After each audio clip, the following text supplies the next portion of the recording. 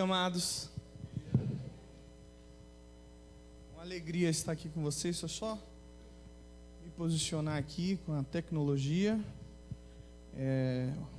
A gente parar com esse negócio de papel, né, pastor? Só que a Bíblia e o iPad nesse púlpito pequeno aqui vai dar trabalho. Queridos, eu queria que você abrisse a sua Bíblia em Salmos, capítulo 23, se for necessário. Se não, esse salmo é o salmo mais tremendo da Bíblia. Isso. Quando eu vou fazer uma troca contigo, pastor, dá aí a tua Bíblia para mim. Segura essa Bíblia de Genebra aqui, que é poderosíssima. Esse. Aí, tá vendo? Isso que é bom. Amados, vamos orar mais uma vez, antes de lermos esse texto da palavra do Senhor. Eu confesso que eu preguei no Salmo 23 apenas 2 vezes na minha vida, e essa vai ser a terceira, e foi um desafio para mim estar falando sobre isso aqui, durante a semana, até conversando um pouco com o pastor Edinaldo, da preocupação de estar apresentando no altar do Senhor a palavra de Deus, e lendo, entre muitas coisas, eu achei no rodapé de uma Bíblia antiga que eu tenho, a Bíblia Vida Nova, um esboço sobre esse salmo, e aquilo falou comigo, e a partir disso eu desenvolvi esse texto que eu quero colocar com os irmãos para vocês nessa manhã. Mas vamos orar primeiro. Deus, obrigado por estar aqui nessa manhã, Senhor. Meu coração anseia por estar aqui. Tu sabes, Senhor, desde o meu levantar hoje, a vontade que eu tinha de estar aqui trazendo o teu recado para a tua igreja. E eu peço que tu me uses de forma poderosa, como a tua Bíblia mostra, que os teus profetas foram no passado, voz tua, para que o povo mudasse, fosse abençoado, fosse transformado, recebesse a cura, recebesse a alegria. Senhor, que essa manhã, Senhor, eu possa ser esse porta-voz, que o coração do teu povo, da tua igreja, esteja preparado para ouvir o teu recado. Acima de tudo, Senhor, nós somos gratos a Ti, pela preciosidade da Tua palavra, de tê-la em nossas mãos, de poder lê-la, de poder aprender sobre ela. Obrigado, Senhor. Louvado seja o Teu nome. É o que nós oramos em Cristo Jesus. Amém. Amém. Vamos ler, irmãos, mais uma vez, esse salmo. Talvez você tenha lido hoje pela manhã, de tão comum que é o Salmo 23. O Senhor é meu pastor, nada me faltará. Ele me faz repousar em pastos verdejantes. Leva-me para junto das águas de descanso. Refrigera a minha alma. Guia-me pelas veredas da justiça por amor do seu nome. Ainda que eu ande pelo vale da sombra da morte, não temerei mal nenhum, porque tu estás comigo. O teu bordão e o teu cajado me consolam. Preparas-me uma mesa na presença dos meus adversários. Unges-me a cabeça com óleo. O meu cálice transborda. Bondade e misericórdia certamente me seguirão todos os dias da minha vida, e habitarei na casa do Senhor para todo sempre. Amém. Sempre que eu leio esse salmo, eu me emociono às vezes, porque era o salmo que quase toda sexta-feira a gente se reunia na mesa, eu, meu pai, minha mãe, meu irmão, para lê-lo. E aí a gente tem a recordação da família e de coisas boas. O Salmo 23 é o salmo mais conhecido da história. É o salmo mais lido. Foi produzido há mais de 3.000 anos. E ele é tão poderoso e real como há 3.000 anos atrás. Amados, eu queria ver o Salmo 23 no quadro um pouco maior. Eu sei que ele é conhecido como o Salmo do Bom Pastor. Mas por que ele é o Salmo do Bom Pastor? Porque está dentro de uma geografia muito interessante. E eu queria que a gente visse essa geografia que está dentro do Salmo 23, porque aí sim faz muito sentido, dá muito entendimento a gente entender porque ele é o bom pastor. E eu não vou demorar muito em falar isso, mas eu creio que o Salmo 23 para mim é o Salmo do deserto, das terras áridas, dos lugares sem vida. Porque a própria geografia daquela região a sua grande maioria é desértica. E por isso que faz todo sentido Davi dizer na experiência dele que ele tinha alguém que nada lhe faltava naquela geografia. Porque falar que nada me falta num lugar onde tem um banquete é muito fácil. Muito simples você falar, leva-me para as águas de descanso, se tem um monte de líquido ali para você tomar. Então, esse sentido do bom pastor é o bom pastor por causa da localidade onde ele se encontra. Num lugar onde água é difícil, onde comida é escassa, onde o sol é escaldante, onde ter refrigério é muito complicado. Por isso que quando Deus fala do povo de Israel lá, Ele fala da nuvem para proteger o povo, porque era um lugar muito, muito, muito quente e de pouca vida. Então esse Deus gera vida aonde não há vida. Por isso que esse salmo é tão poderoso e tão especial, pelo quadro que está de fundo, onde esse Deus, e quem tem experiência com Ele pode dizer: o Senhor é meu pastor e nada me faltará. Ele me faz repousar em pastos verdejantes, leva-me para as águas de descanso, refrigera a minha alma, mesmo estando nesse mundo, nesse deserto. E aí tudo ganha sentido e ganha beleza. A gente precisa ver esse quadro. É esse quadro do deserto que é o quadro maior, onde a gente encontra duas outras figuras além desse bom homem, desse bom pastor. Primeiro, a ovelha. Isso está lá no esboço da Bíblia Vida Nova. Primeiro, a ovelha, que vai, né? A ovelha que é um animal frágil, que é um animal que não tem muita proteção, precisa de toda a orientação. A gente tem um ditado aqui: ovelha precisa de toda a proteção. Tanto é que se tiver uma desgarrada, a Bíblia fala que o pastor tem que largar todas as outras para buscar aquela, porque ela vai ser presa fácil de lobo. A gente fala: a ovelha fora do aprisco é petisco de lobo, né? Então, esse cuidado, e todo esse cuidado que a ovelha. Mas hoje eu não quero falar dessa primeira figura que tem esse guiar, esse direcionar, esse cuidado, né? Eu quero falar de uma outra figura que está dentro desse texto. Além da ovelha, tem o peregrino, tem o andarilho, o peripatético, o viajante que está dentro desse texto também, que tem um encontro com esse bom pastor. Talvez naquela nada do deserto. Por que isso, pastor? Porque fala de mesa. Mesa não é lugar que a ovelha fica. Fala de cálice transbordante, a ovelha não toma em cálice. Fala de ungir a cabeça. Fala de coisas, habitar na casa. Então tem uma outra figura além da ovelha. A parte B, o versículo 5 e 6, fala desse viajante, desse peregrino, desse cara que está na estrada do deserto da vida. E ali ele tem um encontro com aquela tenda daquele bom pastor, talvez cercado das ovelhas. E ele vem cansado, desanimado, abatido e com todas as adversidades sobre si. E ele, quando chega ali, ele encontra alguém que tem uma mesa para ele, um cálice transbordante, um óleo para sua cabeça. E que falar nessa manhã que somos nós. Esse texto é fantástico porque ele mostra isso. Até eu chamei em cima de um bom amigo, um encontro com um bom amigo. Tivemos o culto do bom amigo semana passada aqui. E se enquadraria muito bem, pastor, esse texto, o culto do amigo. E mais uma vez falando da geografia do deserto.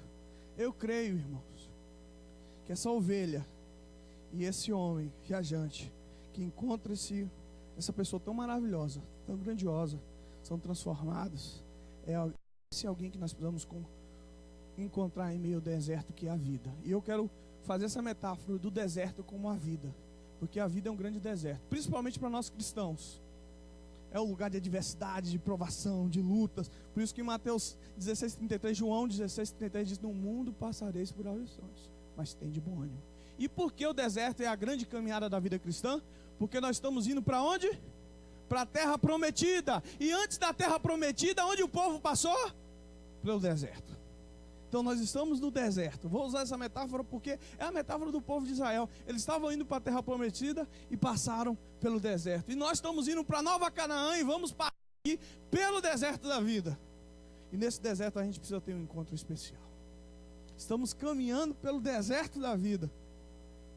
E é no deserto que os grandes servos de Deus tiveram as suas experiências mais profundas. Moisés estava desacorçoado, perdido na sua vida, era aquele que era para ser rei, mas de repente estava... Mas ali ele vê uma sarça ardente, e ele entende o seu chamado, ele entende o objetivo da sua vida, ele é restaurado. É no deserto que Elias estava em depressão, em angústia, e Deus o alimenta e o leva para uma nova caminhada. É no deserto, no caminho de Damasco, que Paulo ouve a Deus e é transformado. É no deserto que o Espírito Santo leva Jesus antes de começar a sua caminhada. E aí a gente poderia pensar em muitos outros servos de Deus que tiveram as suas grandes experiências no deserto. É no deserto que se ouve a mensagem de arrependimento: arrependei-vos. Nós estamos no deserto, querido. E é nesse deserto que a gente vai ser transformado se tivermos um encontro com esse Senhor que se encontra no Salmo 23. E eu quero pensar com vocês nesse deserto que a gente vai viver na vida, causticante, que nos traz insolação, que nos gera tantas feridas. Há pouco tempo atrás, alguns dias atrás, estive na dermatologista e ela falou assim: ó, o sol está judiando muito da sua pele. E eu falei: mas que sol? Percebe, mas ele está aí. E aí ela falou: você tem aqui uma espécie de, eu não sei o nome técnico, mas é tipo um câncer benigno. No meu corpo tem aparecido muito dessas manchas. Eu falo assim: ó, cuidado com sua pele.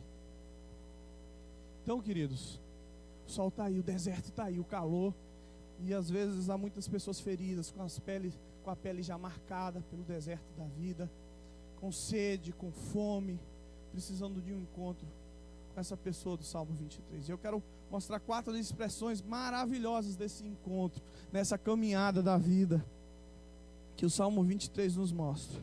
Andando pelo deserto, vem esse andarilho, esse peregrino, esse homem viajante, e aí ele tem um encontro. Tem 4 expressões que eu quero deixar aqui para os irmãos, que mexeram comigo.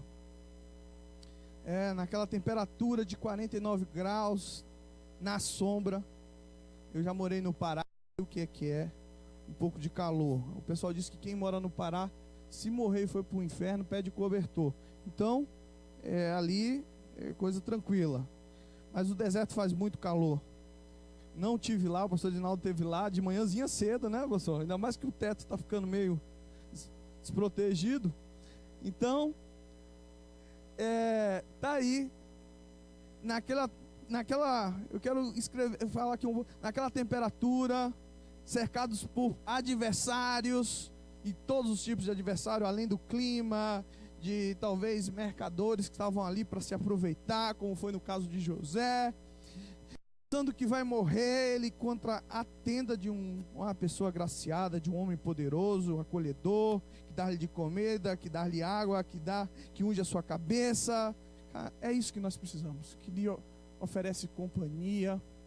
E tem 4 expressões aqui que eu quero deixar aqui importante. Primeira expressão: preparas-me uma mesa na presença dos meus adversários. Vamos ler isso juntos, gente? Parte A do versículo B. Vamos ler juntos, até a primeira vírgula. Preparas-me uma mesa na presença dos meus adversários. Que coisa fantástica. Sabe qual é o primeiro, no nosso primeiro contato com essa pessoa maravilhosa, a gente já sabe que a pessoa de Deus é o chamado para comunhão, para ligação, para intimidade, para familiaridade. Essa é a essência. Era abominação. Até pouco tempo atrás, no Brasil, e aí, graças a Deus mudamos muito isso, o dono, o patrão, o senhor, ele comia na mesa com seu familiar, e o empregado comia na cozinha, separado, porque ele não era da família, ele não tinha assento à mesa, ele não podia se achegar à mesa. A mesa era o lugar da família, da intimidade, daqueles que pertenciam um ao outro. Você não pertence, você é de fora. O que o texto do Salmo está nos dizendo, porque é nessa época que o estrangeiro não tinha assento à mesa, que Deus o chama para ter comunhão, para dizer assim: eu quero ter um relacionamento com você. Você não vai ser um estrangeiro, você não vai ser uma pessoa distante. para com você é para uma amizade, é para uma comunhão, é para uma familiaridade. Nós não fomos, queridos, chamados para ser um estrangeiro. A Bíblia diz que o Senhor nos adotou. A filiação é um dos maiores privilégios que nós temos em Cristo Jesus. A filiação. Não se assenta na mesa com estranhos. Quando a gente vê isso, eu acho fantástico. Comer junto, criar vínculos, amizade. O grande chamado do Evangelho é o Evangelho para a gente passar a ser. Porque o estrangeiro é aquele que não é aquele que é distante. O grande chamado da vida cristã é o chamado para ser. Muitas vezes nós estamos na igreja pensando em ter, mas o chamado de Deus para conosco é: eu quero que vocês, meus filhos, eu quero que vocês tenham um relacionamento comigo. O primeiro chamado da vida cristã é um chamado relacional, de vida, de família, de união, de comunhão. E às vezes é isso que nós temos perdido. A gente tem tudo, Deus nos abençoa, mas a gente não ora mais, a gente não fala com Deus, a gente não tem vontade de estar na presença de Deus, de gastar tempo com Ele, de chamá-lo de Pai. Abba, Pai. E o Espírito testifica com o nosso Espírito que nós não somos estrangeiros, mas somos filhos. E esse é o grande presente do reino, no meio ao deserto da vida. Se sentir amado, se sentir aceito. É esse o chamado do Evangelho. Ser filho. Ele prepara uma mesa. E o problema é que é um cuidado público, querido. Na presença dos meus adversários, provocadores, ameaçadores. Quando o cristão começa a entender isso, ele vive uma vida diferente. Porque realmente, queridos, quando a gente sai daqui, o que vai ter de gente para provocar, para tentar fazer com que você caia, tentar com que você seja destruído. Ele é um crente, vamos ver. Mas você sabe de uma coisa: as pessoas vão ver e vai transparecer o Deus que existe na sua vida. Porque é interessante, quando a Bíblia diz que Deus preparou a mesa, foi na presença do adversário. É como se dizendo assim: olha, não mexa com ele não, porque ele é meu filho, é meu amigo. Vocês sabem com quem estão mexendo. Isso é maravilhoso. Não foi às escondidas. Deus não faz coisas escondidas com a gente. Ele faz públicas e notórias. Ele mostra para os que estão de lá quem nós somos em Cristo Jesus. O cristão é alguém diferente. Tem um cuidado público de Deus. Ah, como Deus cuida da gente. Ai daqueles, eu gosto de textos como de Zacarias 2:8, que fala assim: ai daqueles que tocarem em um de vós, vocês são meninas dos meus olhos. O cristão é alguém diferenciado. Engraçado que Paulo estava perseguindo, matando os cristãos, destruindo, mas quando ele tem um encontro com Deus, Deus fala assim: Paulo, Paulo, por que me persegues? Porque quem mexe com crente, mexe com Deus. Isso é verdade, querido. Quem mexe com crente, mexe com Deus. Ai daqueles que mexem com vocês. Você é protegido do Altíssimo, você é amado dele, você é filho dele. Por isso que é importante a gente ter esse encontro. O cristão que tem esse encontro, ele vive diferente. A gente tem que viver de peito para cima mesmo, queridos, porque nós temos um Deus que tem cuidado público de nós. Quem é esse aí? Ah, é os filhos. É o crente mesmo. A gente que faz diferença. Público. Mesa na presença dos adversários. Tem gente te provocando? Coitado deles. Tem gente te ameaçando? Coitado deles. Porque você tem um Deus que cuida de você. Amém, queridos? Preparas uma mesa perante mim na presença dos meus adversários. E aí ele chega e fala: unge-me a cabeça com óleo. Não deixa de ser um outro cuidado. Quem tem um encontro com Deus, além de ser aceito, de ser recebido, de ter esse contato, de entender que agora ele não é mais alguém abandonado, largado, não é um moleque de rua, mas é um filho amado do Deus eterno. A segunda coisa que diz aqui, que fala: unge-me a cabeça com óleo. Que coisa tremenda. A unção sempre foi tremenda na Bíblia. Desde a unção sacerdotal, da unção do rei, onde ali está declarando autoridade, está se dizendo agora você tem poder para agir. Mas aqui não é essa unção que o texto quer nos dizer. É a unção do termo chamado manchir. O que quer dizer isso? Pela própria aridez, pela própria insolação, pelo próprio calor, era comum, quando se chegava na casa de alguém, passar bastante óleo na cabeça. Até antigamente no Brasil tinha isso, né? Vocês lembram o negócio? O gaúcho deve ter passado bastante a brilhantina, assim, enchia o cabelo de brilhantina, e aí se sentasse no sofá, virava aquela poça, né? Tinha que cobrir o sofá, mas as pessoas usavam. Eu tenho um cabelo oleoso, então tenho que sempre estar lavando, porque senão ele fica, né? Mas o óleo era usado naquela região como proteção para a pele, para que não saísse feridas na pele, na cabeça, para que não houvesse ferimentos, machucados. A gente sabe que o sol queima muito, queima bastante, a ponto de sair feridas.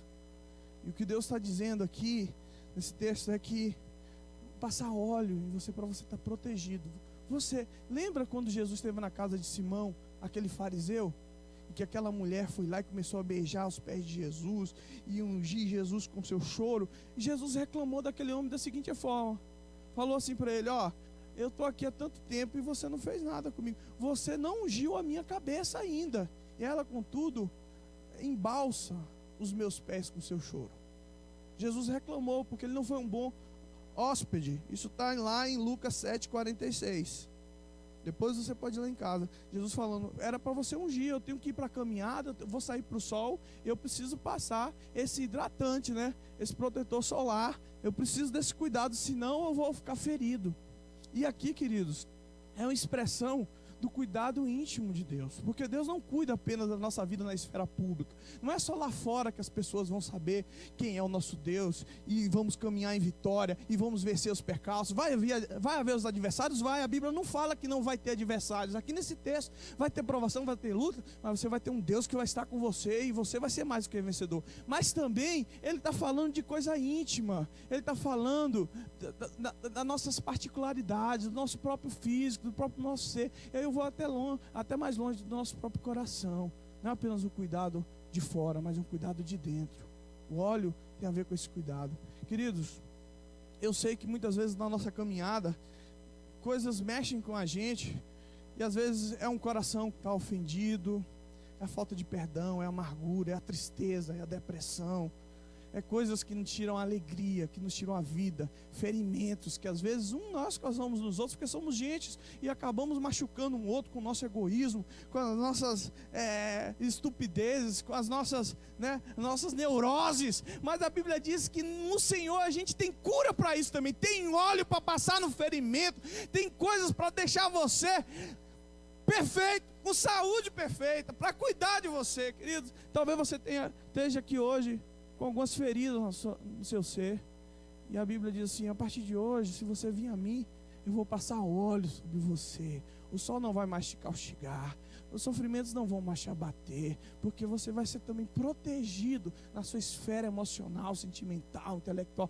Deus tem esse cuidado. O homem todo, e todo homem, é o cuidado de Deus. Óleo ungido para você, óleo da graça de Deus. Deus é bondoso na expressão pública e na expressão privada. E essa é uma outra expressão que está aqui. Olhe para a sua cabeça, para que o sol, para que as vicissitudes, as dores, os ferimentos não aumentem, mas diminua, você seja cuidado, né? A questão aqui fitoterápica, a questão da própria cura médica em Cristo, querido. Talvez você esteja aqui doente hoje. Se você tiver fé em Cristo Jesus, se você se aproximar dele, você pode sair daqui hoje curado, porque a Bíblia diz isso, fala sobre isso. O meu cálice transborda. Ah, que coisa boa. Mesa cheia, unção para cabelo, cálice transbordante. Cálice a gente conhece, é o objeto mais dos copos, vasilhas mais delicadas que se tenha, né? Feito de um bom cristal. Eu gosto disso porque quando Deus vai nos oferecer algo, Ele não vai nos oferecer qualquer coisa. Ele vai oferecer da melhor forma possível para você e para mim. O que Deus tem para oferecer para nossas vidas é o melhor. É o melhor. E o cálice transbordante, eu gosto dessa questão de transbordar. Não é sobra, não é algo minguado, não é pouca coisa o que Deus tem para nos oferecer. A Bíblia diz que coisas que a gente nem pensou, nem sonhou, é o que Deus tem preparado para nossas vidas. Eu fico pensando, Deus, é muito mais, é porque eu tenho pouca fé. Deus, me ajuda na minha incredulidade a entender que Tu tem preparado muitas coisas boas para a minha vida. E esse transbordar é interessante na Bíblia, que eu estava olhando sobre isso. O transbordar significa predileção, significa amor intenso. Quando José encontrou seus irmãos, a Bíblia diz que ele mandou alimentar a todos, mas quando ele viu a Benjamim, que era irmão do seu pai e da sua mãe, a Bíblia diz que para Benjamim ele deu 7 vezes mais. 7 vezes mais. 7 vezes mais.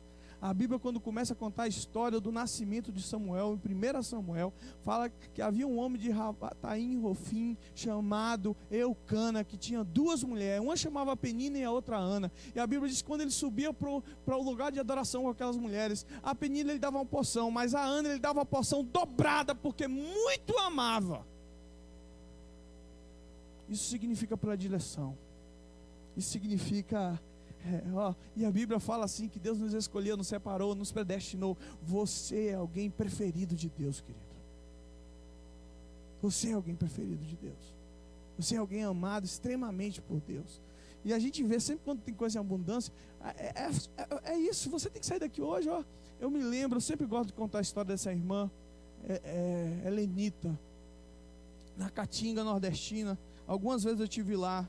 Todo ano, quando aquela congregação fazia aniversário, aquela irmã preparava uma festa, chamava a gente ia em cima de um pau de arara, levando violão, bateria, para fazer aquele louvor abençoadíssimo, de pessoas muito simples, num lugar onde muitas vezes faltava água, muito tempo no ano.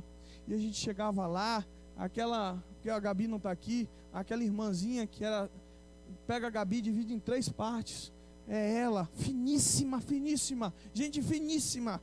E aquela irmã, se eu não me engano, ela ganhava 1/3 do salário mínimo para viver, a ajuda que a nossa igreja mandava para ela. E quando a gente chegava na casa dela, uma vez por ano, a mesa, queridos, era repleta, tinha feijão, arroz, frango, carne. E ela falava assim, eu faço isso porque eu amo muito vocês e eu quero que vocês sejam tratados da melhor forma possível.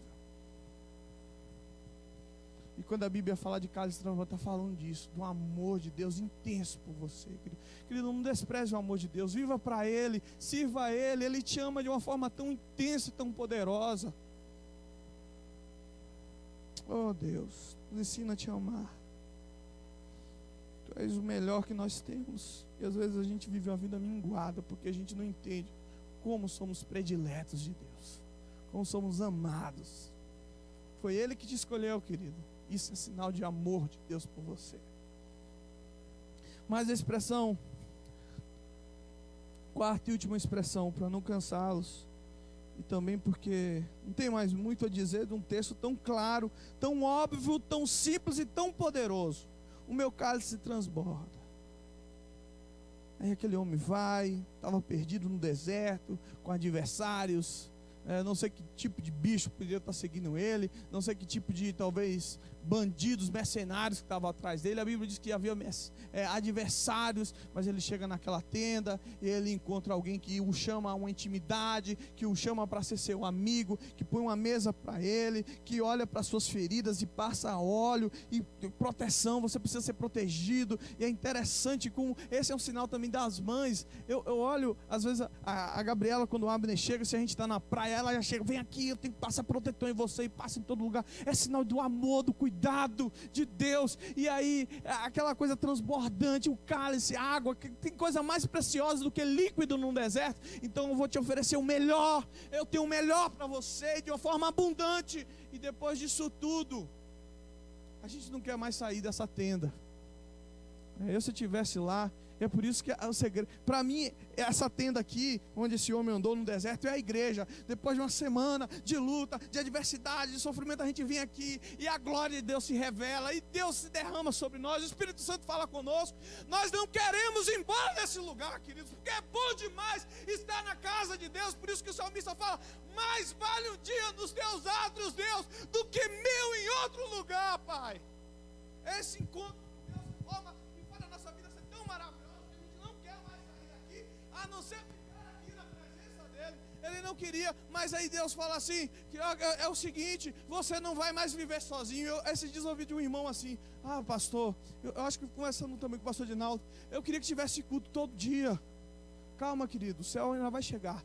Lá vai ser culto todo dia. Você que não gosta de culto, você que não gosta de vir na igreja, não vai aguentar o céu, que lá é louvor o tempo todo e culto o tempo todo para a glória de Deus. Eu me preocupo quando o crente começa a deixar de vir na igreja, porque o melhor lugar é a tenda, é o lugar onde a gente é alimentado, onde as nossas feridas são tratadas, onde a vida transbordante gera e torna a passar para nós, e a gente não quer mais estar aqui. Eu não entendo isso. E aí aquele homem vai sair dali, agora vai vir a semana, mas aí aquele homem fala assim: bondade e misericórdia te seguirão. Oh, coisa maravilhosa. Fala para o teu irmão aí, querido: bondade e misericórdia te seguirão. Tenha essa coragem, tenha essa fé. Certamente, bondade e misericórdia certamente me seguirão todos os dias da minha vida. E como é assim, queridos? Quantas vezes eu estou aqui para escorregar, para quebrar a cara, aí Deus, pá, segura aí, Leonardo. Misericórdia o tempo todo de Deus sobre a minha vida. Ia acontecer, quantas vezes eu estava para fazer uma bobagem, aí aparece o pastor Adinaldo: glória a Deus, misericórdia de Deus para comigo. Misericórdia e bondade nos cercam, os dois termos mais lindos do hebraico: tov e hesed. Tov é a perfeita, deixa eu ver aqui para não falar o que não sei, cadê o script? Vamos lá. Tov, o bem, a sua expressão, o bem, bondade. Tov, aquilo que é bom, a perfeição virtuosa do bem. Recebe o amor inalterado, misericórdia, imutável, o amor eterno, aquele que não pode aumentar nem diminuir, porque já é perfeito. O amor de Deus, a essência de Deus vai te acompanhar, querido. Aí como é que você vai viver triste com esses dois guarda-costas? Nós temos dois guarda-costas: bondade e misericórdia me seguindo todos os dias da minha vida. O problema está difícil. Bondade e misericórdia. Cara, você é muito bem protegido. E fora disso, se a gente olhar outros salmos, Deus ainda dá garantia a mais. Os anjos do Senhor acampam ao redor dos que o temem. E aí vem outras proteções somando. Cara, você é muito protegido e muito amado de Deus. Oh Deus, obrigado, Pai, por essa coisa tão extraordinária. Bondade e misericórdia me seguirão todos os dias da minha vida. Aí o cara fala assim: e habitarei na casa do Senhor. Tem como um cara, com todo esse cuidado, com esses dois guarda-costas, não dizer isso? Bom, e habitarei na casa do Senhor para todo sempre. Não tem. Então estou tranquilo. Eu vou ficar na casa do Senhor para sempre. Eu quero viver sempre na tua presença, Deus. Quando a gente tem essa experiência com esse amigo no meio do deserto da vida, a gente vai querer sempre andar com Deus, viver com Deus. Sabe, esse desejo da comunhão, da intimidade, de pertencer a Ele, de estar nele. E aqui tem uma coisa também que eu acho importante da gente pensar: esse desejo de estar para sempre com Ele. Sabe que desejo é esse, queridos? O desejo pela eternidade. Porque as coisas materiais, o mundo passa, bem como as suas concupiscências, mas as coisas eternas permanecem. Aqui ele está falando assim: cara, o meu desejo agora é viver para as coisas eternas, para sempre, aquilo que dura. A Bíblia diz que se nós morremos juntamente com Cristo, nós não pensamos mais nessas coisas, mas já pensamos nas coisas lá do alto. Querido, tem muito crente muito preso nessa terra, muito cheio de tantas coisas dessa vida, tão ligados a esse mundo, que eu acho que não tiveram uma experiência com esse Senhor do Salmo 23. Porque quem tem essa experiência não quer mais se preocupar com essa vida. E daí? Eu quero ir para os céus, eu quero louvar a Deus, não é tempo perdido, o tempo que você gasta em oração na sua casa, que você passa lendo a Bíblia. Ai de você se não fazer isso. Esse desejo tem que estar dentro de você, porque tem que habitar em nós o desejo pela eternidade, por estar sempre na presença de Deus. E eu vejo as pessoas hoje tão ocupadas, pastor, com tanta coisa para fazer, parece tão difícil servir esse Deus tão bondoso que eu acabei de falar para vocês aqui. Mas esse homem queria a eternidade, e habitarei na casa do Senhor para sempre. Esse é o nosso grande sonho, queridos. A glória de Deus, a eternidade, é para isso que a gente vai viver. Esse é o nosso alvo, é isso que a gente vai perseguir, a eternidade. Não estou dizendo aqui que eu sou contra ter as coisas da vida. Eu quero ter as coisas dessa vida, mas isso nunca vai me prender de servir a Deus, nunca vai me impedir de louvar o meu Deus, de fazer as coisas para Deus. Nunca vai ter um não. Oh Deus, me ajuda para nunca dizer não a Ti por causa das coisas dessa vida. A Tua presença é a coisa mais valiosa que eu tenho. E você também tem que viver assim, queridos. Esse desejo para a eternidade. Alguém disse que Martin Luther King, que foi prêmio Nobel em 1964, um homem do ano 1966, que lutou pela liberdade das pessoas. Quando morreu, ele pediu para escrever: livre, verdadeiramente livre, na casa do Pai, para sempre. A casa do Pai, para sempre. A casa do Pai, sem inimigos, na casa do Pai, para sempre. A eternidade é o nosso maior sonho, queridos. É por isso que quando o crente morre, a gente faz festa. É um momento de alegria. Ele foi para onde ele sempre quis estar. Ele foi para onde ele sempre sonhou estar. Então, amados, esse é o Deus maravilhoso, Salmo 23. Yahvé. E aí ele diz: se habitarei na casa do Senhor. Ele sabe muito bem onde ele quer estar. Ele sabe muito bem quem esse Deus é. Casa do Senhor. Queridos, é esse Deus que precisa estar impregnando a sua vida. Você precisa desse Deus. Talvez você está vivendo um deserto da sua vida, e a gente está vivendo, não tem porquê não. O mundo está aí, é a provação, a tribulação, é a angústia. Mas saiba que tem um Senhor que cuida de você, que te ama, que expressou, que faz com que você pertença a Ele. Você não está sozinho, você não está abandonado, você não está largado. E aí Ele te deixa todos os cuidados dEle por sua vida. Viva, querido, para esse Deus. Viva para louvá-lo. Quero que você feche seus olhos. Eu quero orar com você nessa hora. Vou convidar o pastor Edinaldo a vir à frente. Essa oração. Oh Deus, Tu és maravilhoso. Esse salmo é tão poderoso. Para sempre nós queremos viver na Tua presença, Senhor, para a Tua glória. Esse é o nosso desejo, Senhor. Vamos falar com Deus. Curve a sua cabeça.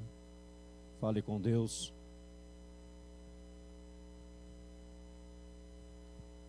Você ouviu a palavra do Senhor.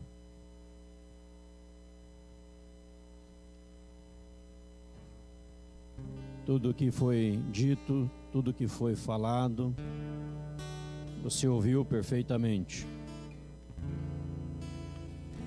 Mas não esqueça de uma coisa. O mesmo texto começa dizendo: o Senhor é o meu pastor. Se Ele não for o seu pastor, tudo que foi falado não faz parte da sua vida. Talvez você conheça o Senhor como pastor de alguém, de Beltrano, de Ciclano.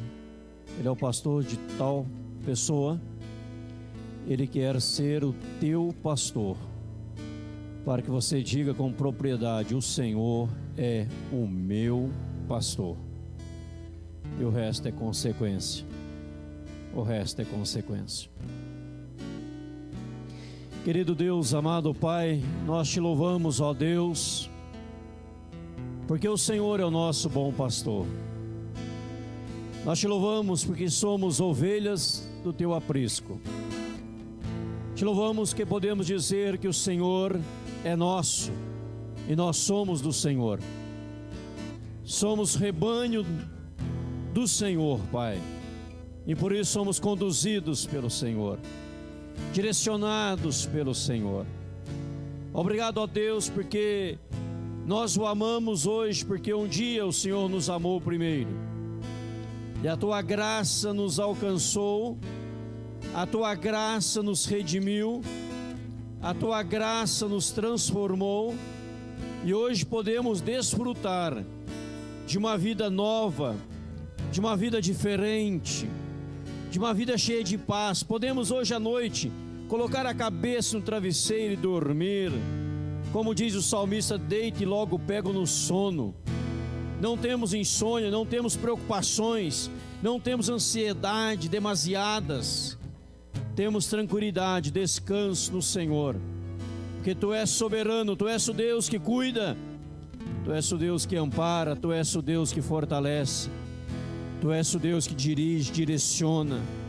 Cada irmão, cada irmã possa viver esta verdade, Pai, no decorrer desse dia, no decorrer deste mês, no decorrer deste ano, no decorrer da vida, possa sempre dizer às pessoas lá fora: o Senhor é o meu pastor, nada tem me faltado. E tudo que já foi dito na pregação de hoje, de modo brilhante, em nome de Jesus, Pai, derrama a Tua graça sobre o Teu povo. Obrigado, Senhor, porque logo mais teremos a nossa refeição, nosso almoço. Obrigado, logo mais à tarde também, mais alimento, à noite, jantar, Senhor, um banquete espiritual na igreja também. Ó Deus, tudo já está preparado, nós só temos que agradecer ao Senhor. Tudo já foi feito para o Senhor, pelo Senhor, nós só podemos desfrutar, Pai. Saibamos desfrutar, que a nossa vida se realmente entregue, totalmente entregue, consagrada, dedicada no altar do Senhor continuamente. E a nossa oração, Pai, que lhe fazemos, em nome do Senhor Jesus Cristo.